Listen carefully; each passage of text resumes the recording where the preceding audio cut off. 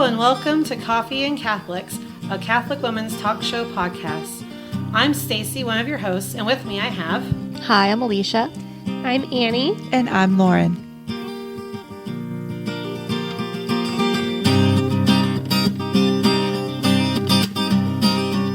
Hello and welcome to Coffee and Catholics.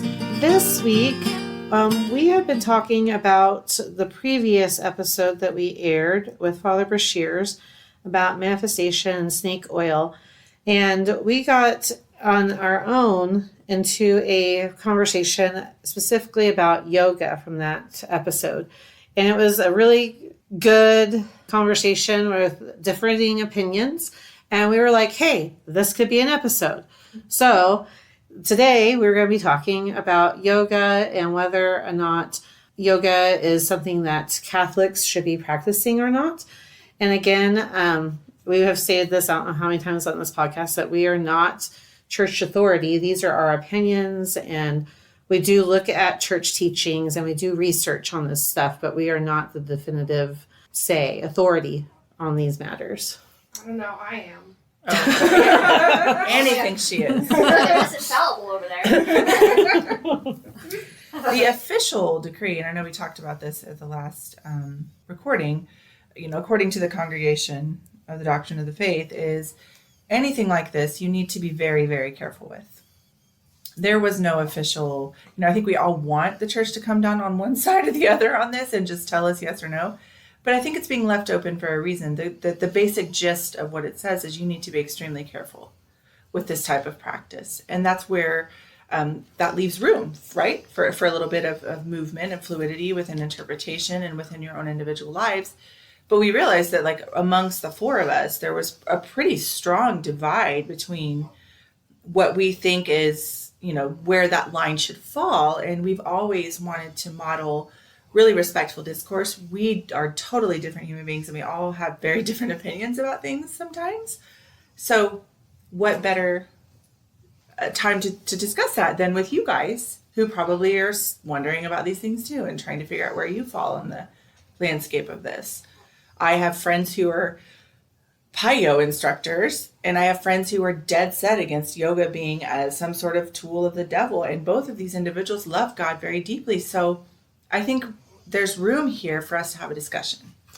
Well, I like that you kind of brought in this could be a tool of the devil, because that has also been, we here on the podcast also like to be respectful of other religions. Mm-hmm. And there has been some pushback about from Hindus who do not like this practice being associated with the devil or Satan, because they feel like that it is a good practice, maybe not a practice that Christians should be practicing, but because when we talked about that too, that they have also kind of gotten a little upset that we've taken something that was spiritual for them and turned it into Friday exercise, so. And when we say they, we just mean there have been certain stories that were done on various news, formats where, interviewing, talking about this fascination with yoga, at least this American fascination with yoga, and well, it's a Western thing. And just the kind of the appropriation of it away from a strictly religious practice in Hinduism. And the sort of mystified response from the Hindu community at Americans doing that. Like, this is not, why are you turning this into some sort of fitness program? That's not what this is. So that's also something to consider. And we also talk a lot about words here on the podcast. And it is the roots of yoga are spiritual and religious. Mm-hmm. But are we just using that word in this country to mean fitness? Right. So so these are all things that are going to be talked about in this discussion today. I've done a bit of research on this. I used to do yoga for a very short period of time, and I can't remember if it was before I became Catholic but was discerning converting, or if it was afterwards. But I didn't know anything about yoga. I just saw a yoga studio, had heard about it, thought it'd be fun, so I went to a couple of classes, and then decided to go to a meditation class. And that's when everybody sat down and crisscross applesauce, and they told us to push our energy into the ground, and I was like, what the heck does that mean? I don't even know, because I don't know the spiritual stuff behind it. And so it was just something that, at that point it was not for me. So I left, but never went back to it. But next time that I encountered the topic of yoga was when I ordered these Catholic Answers, little tiny booklets over like a bunch of different topics. And I cannot for the life of me find the one. Of course, it's the one that I misplaced. But it discussed yoga. And, ought Catholics, practice it or not practice it? Is it okay or is it not okay? And it went into kind of the history of it. And that, like you were saying, Stacy, it was intended originally, in its original form, it was created as a way to worship gods. So like the different poses that are involved are actually, I can't remember the name of one, I didn't write it down, but one of the poses is actually like 3 moves that it's supposed to basically reenact the murder of like one god by another or something like that. And like some of them are maybe I don't really know exactly how many of them. There was very like violent stories behind these actions or these poses and stuff. And they're meant again as like a way of worshiping these gods. So when you're talking about Hindus looking at, secular culture and just using these moves as a way of, of just exercising or as a form of kind of like, I don't know if redacted spirituality is the right term to use, but like cutting out these that's a great way to say it. Yeah. Redacted spirituality, that's a great way to say it. Yeah, like taking out these very specific meanings of these poses and just like focusing, you listen to people who are into yoga and they talk about their energy and their auras and stuff like that or whatever. And so, but it's kind of separating it from what it's originally intended to be and really what's fundamentally intended to be. Which in a way, excuse my language, is a form of cultural rape. Oh, Because definitely. Because they're taking somebody's culture and changing it. Whitewashing it. So. Yeah, and then I wonder too, like, not to be negative, but just sort of teasing out this line of reasoning, what would our response be if some of our methods of Christian prayer, like the rosary, were taken up by another culture or another part of the world and a large group of individuals and marketed as some sort of thing that it wasn't supposed to be in order to benefit them. Like if someone... And those who market the rosary necklaces. I was going to say, it's kind of already done that way when people wear it as necklaces. Well, but how would we feel if Muslims who do have a reverence for the Virgin Mary would turn the Hail Mary into something that would maybe be more appropriated to their faith or to a cultural movement within that sphere of the world? Like, how would we feel having those very specific meanings of things redacted away, to use that great word that you use, from the original intent? It almost feels like definitely something that we should be very cautious about doing, which is exactly where the church lands on this. You need to think about this and understand what's going on and, just think about it, flip it on its head and see if it changes the landscape for you a little bit of thinking. Yeah. Well, see, and for me, like, I guess that what we're discussing right now, prior to discussing it with y'all, was something that I never really considered. I never really thought about. I think that it is a really interesting point for sure. For me, I land on the side with the yoga topic of I'm not touching it. Like, I'm not going near it. And the more research that I've done, the reason why that is because of the fact that fundamentally it is the worship of gods, of Hindu gods. I know it when we've had this discussion between us when we're going through our thread, and we were having this discussion before we started recording this podcast. One of the responses to that was, well, if you're not actually intending on worshiping, these gods, then you're not. There needs to be intent. Intent matters. And that's what Father Chris had said. Yeah. Too. So I like that Father Chris also pointed out like these are fake gods. And that's another interesting point. And it's like, and you're not actually, if you're not intending to do it, like you can't accidentally worship fake gods. But what were you going to say on that? Well, I guess you brought up another point. So I'll say with what I was originally going at was that while I agree that like intention matters, and so therefore, your culpability is either lessened or increased. But for me, I think it's the fact that those poses are meant for that.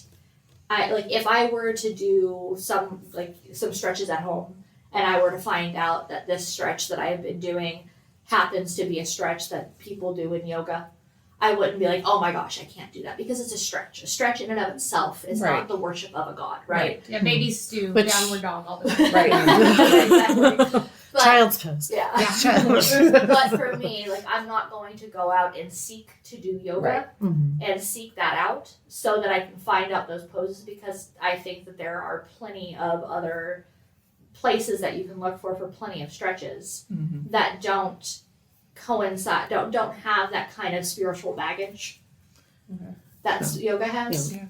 And Good point. one of the things that, so then taking that, so the original yoga, but then we talked about, if you go back and look at different types of yoga, some have been created since the 70s and the 19th, and so that's the thing where I kind of get on the language thing, is because some of these things that are marketed as yoga are not. And you can't see Stacy, but she's making quotation marks. Yeah. Air quotes. But that are not what Hindus would do in their practice, if that makes any sense. It's an Americanized version. Yeah. And then, and so I think when Father Chris said, now if they start talking about how to open up your chakra to the gods and things like that, then you should probably get up and walk out of class. Right. Okay. But because that's not our belief.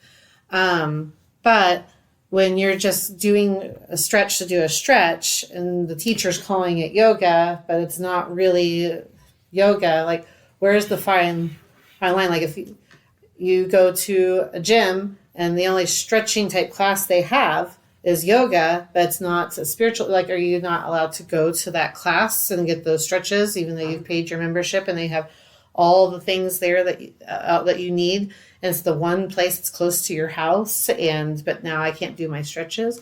I mean, I think that's where I'm starting to play the devil's advocate, because I actually agree with everything you have said. But then I also, as somebody who has done yoga, prenatal yoga for all 4 of my children, has done some form of yoga for the past 20 years, I have never, the intent behind the stretches was not a religious intent. But I also agree that there are other fitness forms out there nowadays that if they are available to you, that maybe that should be something that you seek out first. But if it's not available to you, is going to a yoga class a problem? Well, see, and I would push back a little bit with that, because while I totally get, I get where you're coming from with, I paid my membership, that yoga is there, that's the class that I can take. If indeed it's something that they are discussing, not even necessarily specifically gods, but they're discussing your energy, in your aura and things like that. They're very new age. Which I've never been to a yoga class that has done that. Okay. So that's what I'm saying. That's what I'm saying. It's a different types of yoga. There are some yoga classes that never talk about any of that. It's just, mountain pose and tree. And I think that's where we need to there is a huge spectrum of what this word even means in America. Because you can find spiritually oriented, energy oriented, new age, which has its roots in Hinduism and Buddhism, by the way. I'm just going to say that right now. So, that's a whole other podcast probably. But, there's such a huge perspective. There's such a huge spectrum between, I mentioned about Payo, which, it's Pilates and yoga mushed together, but, it's called yoga. So is that a no? Is that just a hard no? Versus Ayurveda or whatever, Ayurvedic or Brahmanic or whatever, all the different types of, those are a little more rooted in the spiritual aspects of it. So is there a case to be made for what type of yoga class? Well, sorry, if I just finish the point and then I'll hand it over to you. So I see where you're coming from, and the only yoga class I've ever been to had the energies and all that kind of stuff or whatever, at least the meditation portion did. And so I haven't thought enough about your question to really know what my opinion is on that. But I would say if the yoga class that you have does talk about those things, but it's the one that you paid for and all that kind of stuff, Right. it's Still like, okay, being inconvenienced for your faith is something that I think we ought to be willing to do. Yes, it's just because, like, you know what I mean? Well, and I think I've already stated that if they're talking about those things, Yeah. I agree. And even Father Chris, when he was on last time, said leave. Yeah. Like, so, Yeah. like, it doesn't matter for me. But if it's just a stretching class, and that's the only stretching class, and it's not talking about the spiritual, then what? Like, is it just, and I think, like, what Pope Francis and several other people from the Vatican said is like, well, it's kind of up to you. And yes, but yeah. be careful. Yeah. Yeah, Be careful. There are two actually Vatican put out. There's letters. Like there's in 1989 the letter to the bishops of the Catholic Church on some aspects of Christian meditation, and then in 2003 there was the a Christian reflection on the New Age, which I'll link those both in the notes. But they go specifically into when it's the spiritual, and making it very, very cautious against it's nothing. But there's not really anything about if it's just stretching. But then we have that term yoga that is there, like you said, it goes with such a broad spectrum. It really does. And so where I find the problem, individually, if you're at home or you're wherever and you're well formed in being able to listen for that and you know what to be looking for, then do your stretches. But we're finding so many, I'm hearing about so many of the Catholic schools and churches that are putting on yoga classes, mindfulness and teaching, and and it's and sometimes in the yoga, I mean, it could just be with the kids, just those little like Disney yoga or whatever, Frozen yoga, or like they have those different ones on there. But it's that the kids like, it's stretching, it's but by calling it yoga, unless they're like reiterating every time to these kids that there's a difference, then what are they? They're gonna go, we did yoga in Catholic school. There's nothing wrong with it. Yeah. So that's my fear in hearing about it with various in the schools, and then also like a lot of the other day I was watching Zootopia with my kids, and they went into the scene where it's the animal nudist collar thing, but they said namaste, and my kids were like, "What's that mean?" And I'm like, and even in the like simplest yoga class, you're gonna hear namaste, and it's like my self vows to yourself or whatever exactly that is, and that like that the spirit in me, the little God in me greets the little God in you. Right, that the means? original translation. Oh wow. Well, the spirit, but not in a way of it's like the good in me meets the good in you, and it's again, I feel like it's almost like been that like appropriated or whatever into just it's just a greeting. Yeah. But the actual meaning of like, and as you get, it might start with a small thing, but letting those different things kind of creep in, it's easy. Sort of the frog in water, right? Yes. Well, and to go with that, you're saying this is the only yoga class I've been to, and I've said I've never had that before. I've only had one yoga class that used namaste in the class. Oh, okay. So, I mean, maybe I'm just finding the right ones. Maybe you're actually trying to find the right one. Like that's probably your well-formed conscience trying to seek the better thing. Yeah.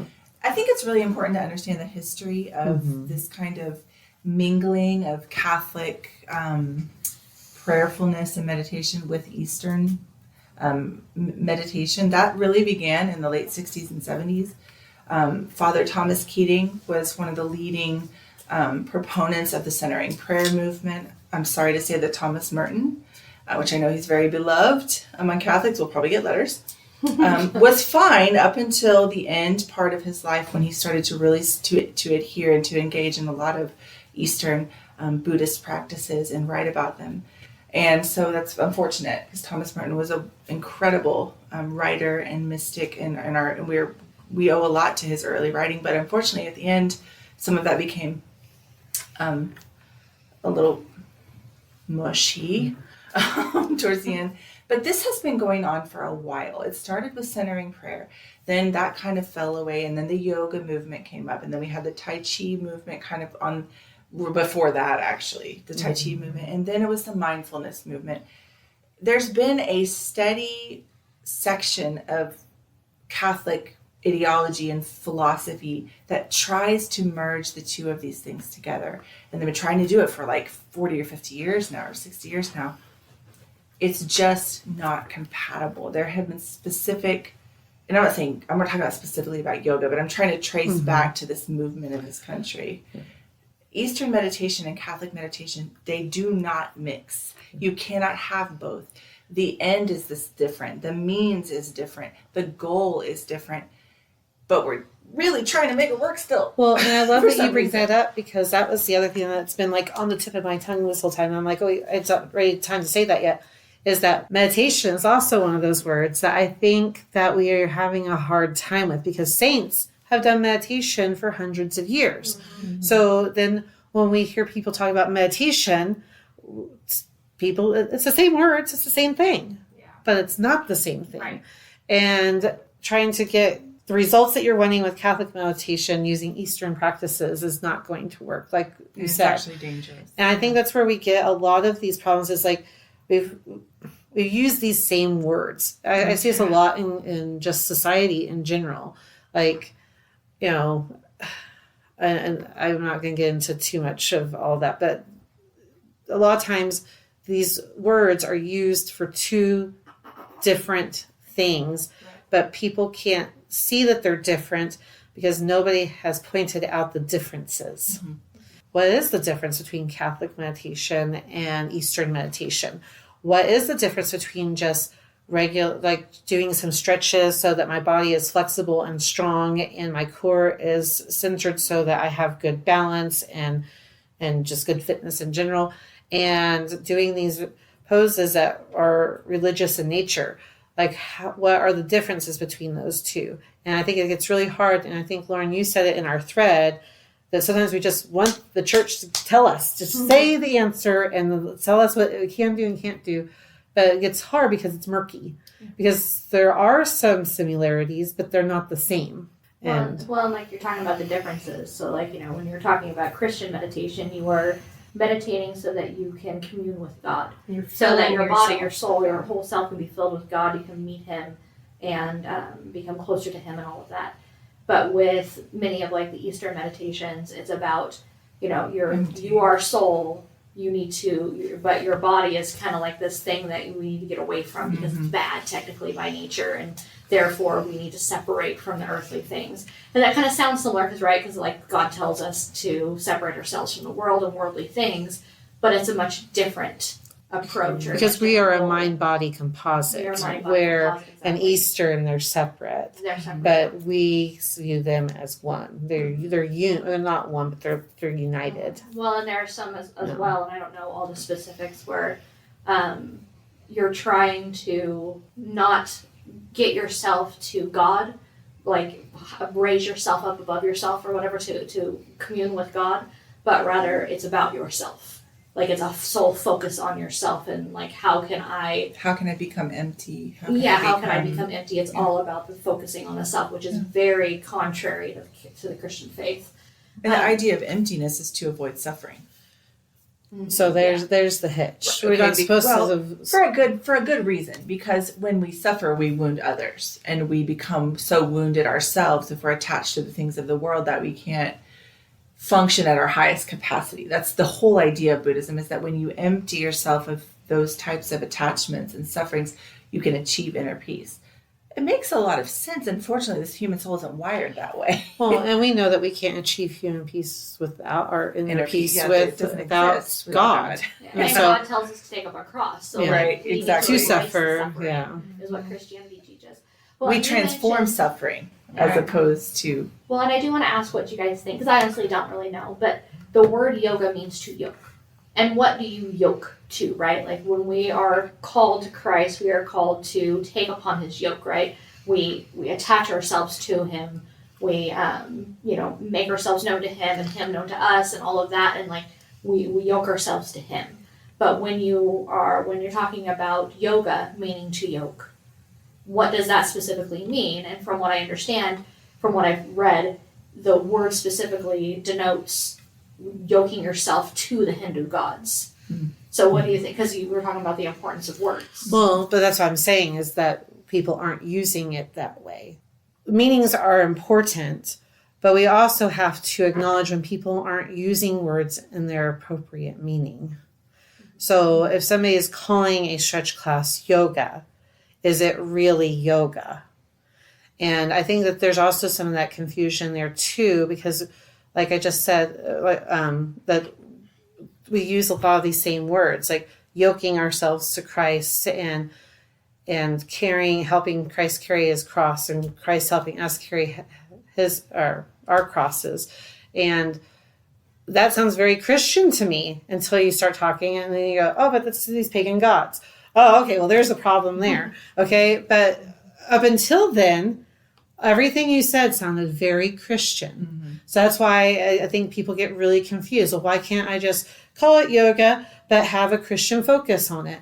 Why can't I just call it yoga because it's the same stretches because if you say, I'm having stretch class at 5:00, people are be like, what stretch class? Are we going to be laying on the floor like this? Or are we going to be actually doing physical, fitness program?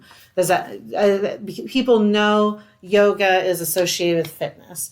So when you call a yoga class, then they're going to be thinking, oh, it's a fitness class. I'm going to be able to do these exercises. You call it a stretch class, how many people are going to show up?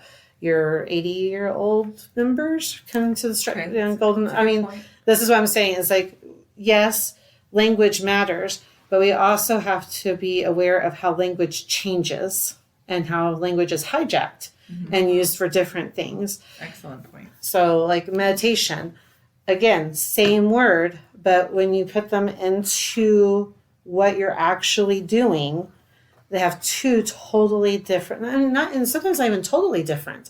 Maybe there's very similar, because we're being told to how many times do we pray, Lord, make me less so you can be more? I mean, and over here in the Hindu religion, you're saying, make me less, pour me out. Like, this is where I think people get confused because they sound so similar but in reality, when you get down to the core, they are very different. And so I think we have these conversations. Yeah.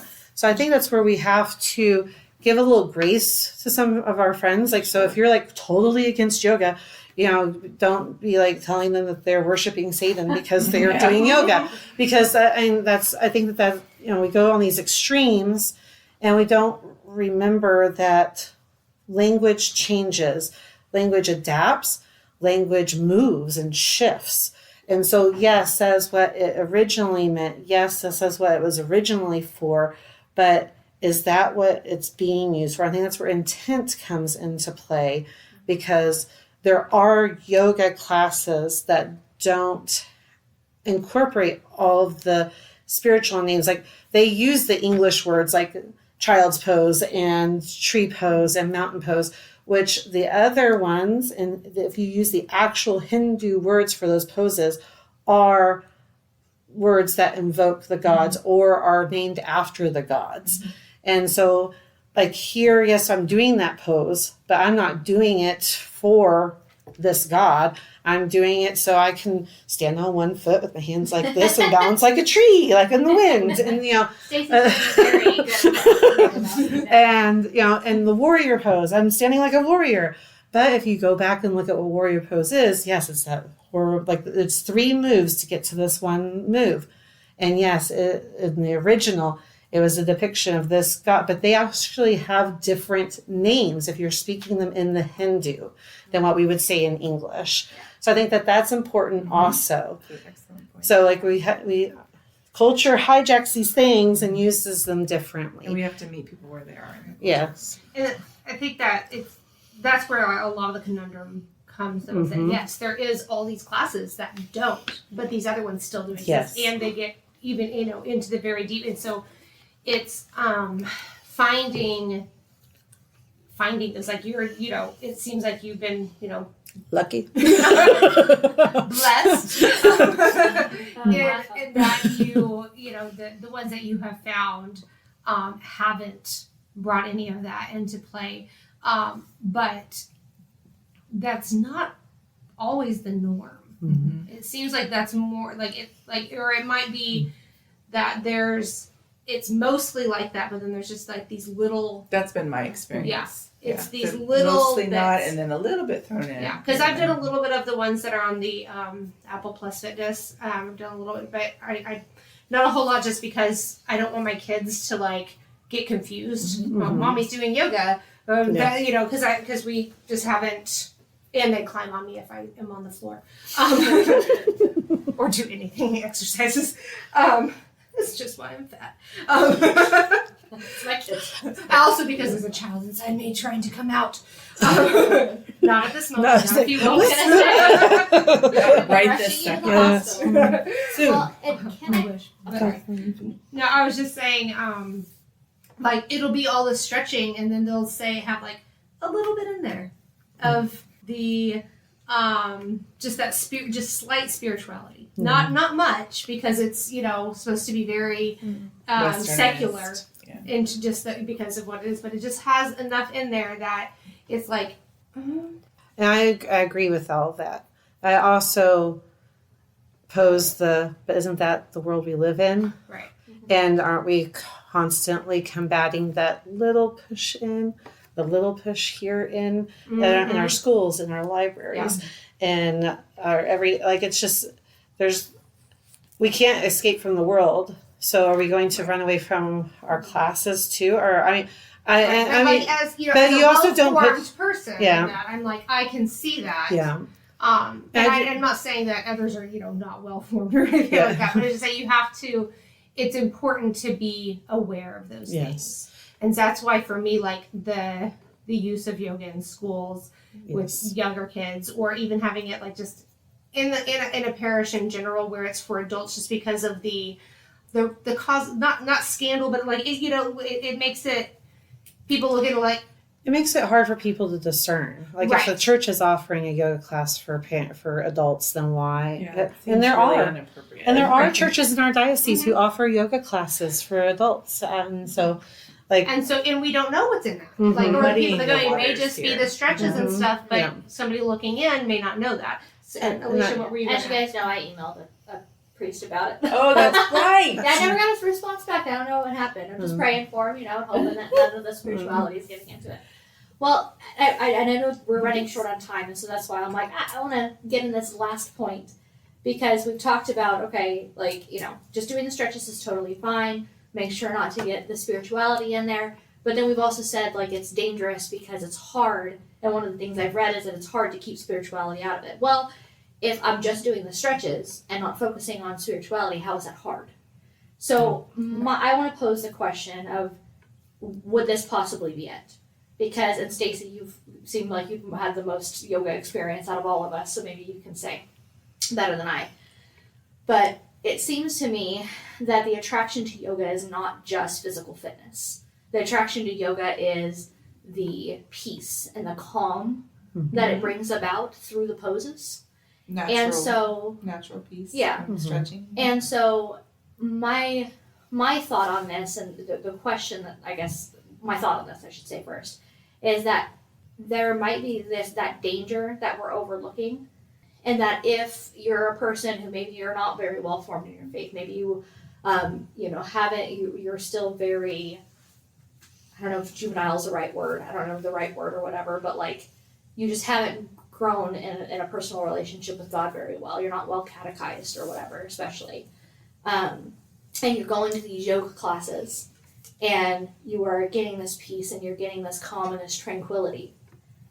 Would it be a prime avenue, a prime temptation that the devil could be bringing it to you, that, oh, well, this is how I attain this. This is how I attain peace in my life and calm and tranquility. And so you start gravitating towards New Ageism and yoga rather than focusing on your faith with God. And I would dare say that yes, that is an absolute danger in it, and maybe that's where it's difficult to separate the spirituality from it, because, you know, I deep breathe at home. When I'm really, really frustrated with things that are going on, I deep breathe. It brings about calm, right?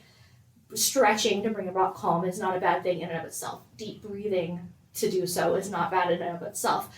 But if you're going to something that has these spiritual roots, would that not be opening yourself up to a kind of a spiritual attack? And yes, it could. Yeah. Which is, And I think, that's the question. Is yoga dangerous? For some people, yes, it is.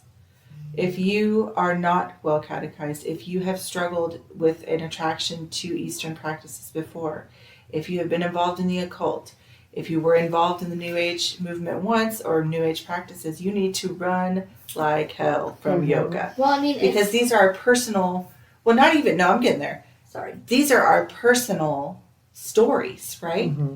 You need to know your story. You need to know the ways that the enemy, self-knowledge is far more important than achieving a sense of relaxation in a certain pose. You need to understand the ways that the enemy is going to lead you astray and be aware of those ways. And it's not just people who have been involved in those types of things before. It could be anybody.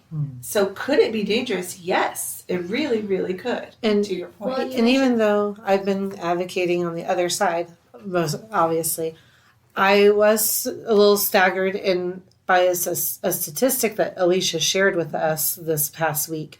I still kind of like more information about the study, but I would like for you to share because it was staggering. Mm-hmm. Well, first, but real quick, just so I don't forget, you said people who, and I said as well, people who maybe aren't as well catechized might be led astray. You were talking about that writer, the Thomas Merlin. What was his Thomas name? Martin. And apparently he was very deep in his faith, very well advanced, and he still got pulled away, maybe. So I don't know. I don't know the story. It's complicated. There's a lot more to that story. But you're making an excellent point. That even people who are deeply rooted or seem to be deeply rooted in their faith, there could be cracks and fissures and wounds that the enemy, in blind spots, that the enemy will, my friends, will capitalize on and use for his benefit. Yeah. And he does this in everything, not just yoga. Oh, absolutely. So, our whole lives. Yeah. Well, and the stat that Stacy was talking about, it was in that book that I lost. And so I can't be for sure of the number, but it was talking about Catholics who practice yoga. And a certain percentage of them, and if I'm not mistaken, it was over 50% of Catholics who practice yoga, but I could be wrong about that number. I'd have to find it if I can. We'll put it in the show notes and everything, so don't quote me on this. But that percentage of Catholics actually fell away from the faith and started practicing New Age practices. Mm-hmm. So it wasn't a small number. It wasn't like 5% or 10% or 15%. Huge number. It was a very large percent of Catholics who regularly practiced yoga who ended up falling away. And so they were talking about how there's that danger there. That, and it didn't, I don't remember if I don't believe it said whether or not they were, regularly practicing Catholics or whatever, weekly, churchgoers, or if they were, the once a year. It does. I don't really know. 50% is staggering. Yeah. But again, I don't know that that's the number for sure. I'd have to find that, so don't quote me. But I tried to Google it, and I couldn't quite find something just in my quick Google search. Well, and like I said, like even when she shared that with us, I was like, well, that's a lot. I kind of wonder like what type of yoga they were doing. Like, so, which we talked about. I mean, that was a question that came to me. Like, well, what type were they doing? Because I think that that's important too. But I think the biggest takeaway here is that you have to be careful. Right? And that's what the you need to know yourself and be careful. And you have to know yourself, know what class you're taking. Again, we've said it a couple times in this episode, and Father said it in the last episode, that if they're starting to talk about spirituality and other gods, and they're using all the Hindu names for everything, it may not be the class for you. You should probably get out. And Definitely. Yes. But I think that this has also been a good conversation, in that these are things that we combat in the world every day. Like yoga is, we're talking about yoga, but the devil wants to get at us in those wounds and other ways too. And he's always looking for an opportunity. And yoga might be his opportunity for you. It doesn't mean that yoga in of itself is the devil's work. And I think that's where some people were getting a little too liberal with their words and saying that yoga is the devil's work. I think that what it is that for some Catholics, that could be his opportunity to do work within you. Or the devil works in Catholic churches too, by the way. Yeah. We see that. We know and that. non-Catholics. Yeah. And non-Catholics. So, we don't get to just put it all off on other, the enemy is alive and well in his territory. And giving ourselves to God in true Christian meditation is a great way to fight him, is to allow God to become bigger in you. And there are a lot of resources that we kind of tapped into leading into this that I will link in our show notes. So we didn't necessarily discuss on here specifically, but if you want to do some further investigating, some jumping off points for you, some ideas of like I don't know if any of us have had any experience with these quote unquote Catholic yoga alternatives, but we'll link some of those in there as well if you want to look into more of that as well. But there's some of the big fitness, the big theological people, the big influencers who are crying out against mindfulness and yoga and centering prayer, have all endorsed several of these programs as saying these are great alternatives, that this is just really important to you and you really benefit from this Stephanie physically. Burke had a whole podcast or radio episode all on Soulcore. Yeah, and it's Soulcore, Pietro Fitness. So if this is something, listener, that is really important to you